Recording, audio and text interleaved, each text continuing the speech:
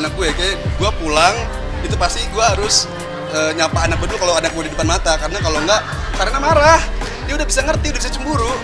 Jadi kalau misalnya gue pulang ada Sarena, gue harus peluk Sarena dulu baru peluk istrinya. Maksudnya meluk istri gue. Kalau enggak Sarena kayak langsung bete, nggak mau dipeluk, nggak mau diapain. Jadi gue yang udahlah gitu Sarena dulu. BT-nya gimana nih Pak? Apa? BT-nya gimana? BT-nya si Sarena? Nggak mau dipeluk, nggak mau dipegang gitu. Dia bisa acting, udah bisa acting jadi dokter-dokteran, acting nangis, acting marah gitu. Ya dimaklumin aja kan, karena Sarena kan masih kecil juga, masih butuh kasih sayang dari orang tua yang luar biasa, yang bener-bener harus full. Jadi takutnya, soalnya kan gua tuh lahir dari anak yang besar dari anak yang broken home. Banyaklah hal-hal yang tidak gua dapatkan pas gua masih kecil. Jadi gua punya anak ini, gua harus memindahkan semua apa yang orang tua gua berikan ke gua. Jangan sampai anak gua merasakan hal yang sama kayak gua. Kayak misalnya contoh gua ke sekolah dulu, gua ngambil rapot atau gua ada acara sekolah, orang tua gua pernah ada.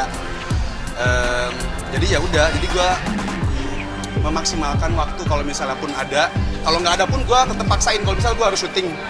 Tapi ya di sekolah Sarena ada urusan, misalnya kayak ada show Sarena atau ambil rapot, gue harus paksain, gue harus datang saat itu juga karena gue nggak mau anak gue merasakan hal yang sama seperti yang gue rasakan dulu.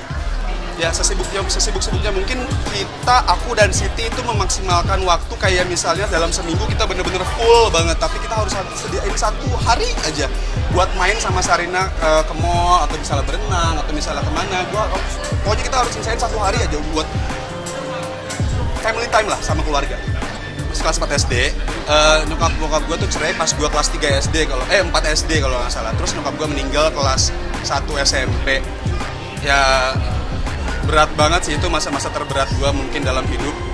Gue tidak ada orang tua di dekat gue gitu, maksudnya kayak gue masih kecil dan gue masih butuh kasih sayang orang tua sebenarnya. Tapi ya memang sudah jalannya seperti itu. Mungkin itu adalah jawaban dari karakter pendewasaan yang sekarang gue dapatkan saat ini. Kalau misalnya nggak ada, mungkin gue nggak bakal dapat ada di titik ini mungkin, atau misalnya gue masih childish atau kayak gimana, mungkin kita nggak ada yang tahu, atau misalnya gue jadi nakal atau jadi pengedar narkoba, nggak ada yang tahu kan.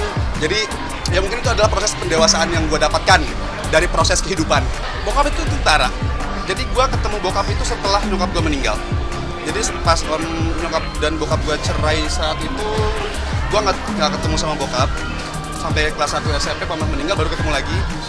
Jadi ya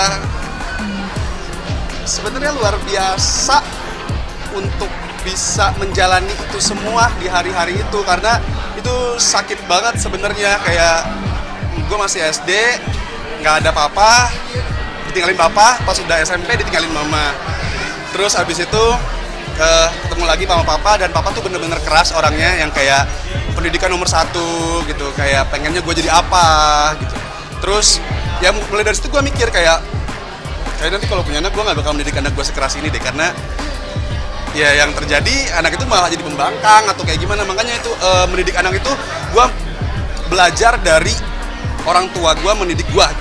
Jadi gue tidak mau anak gue merasakan apa yang gue rasakan, makanya gue harus bisa merubah itu semua. Gue itu dulu dididik, gue laki-laki kan, agak kaget juga sih, mungkin gue di pas nyokap gue nggak dapat didikan itu. Pas gue kalau bokap gue itu meskipun gue anak laki-laki, gue nggak boleh pulang lewat dari jam 10.